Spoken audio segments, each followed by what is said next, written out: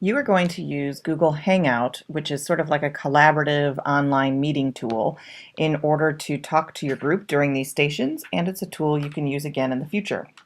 So we're going to actually start in Google Calendar, and we will have directions for this as well. But one person is going to create the date that your group is going to meet. When you click on that event in your calendar, after you've accepted joining it, you'll notice it says Join Video Call.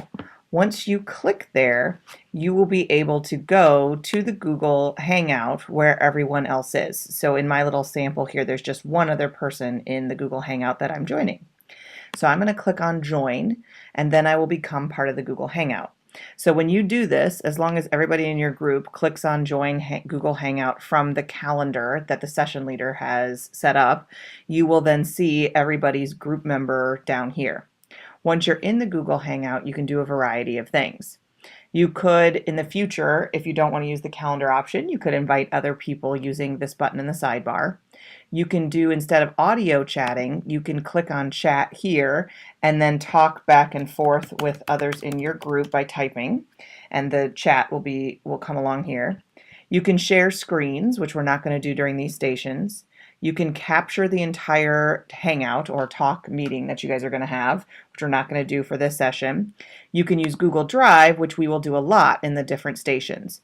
When you do Google Drive, your drive opens within the Google Hangout, so you can work on documents or presentations or different things together by using the Add button or some of the other Google tools right here.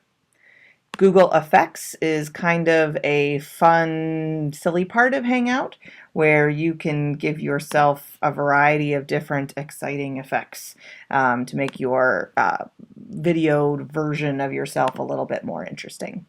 We are going to use Google Hangout for a variety of things with the stations today, and then it will just be one of your options when you want to collaborate in the future.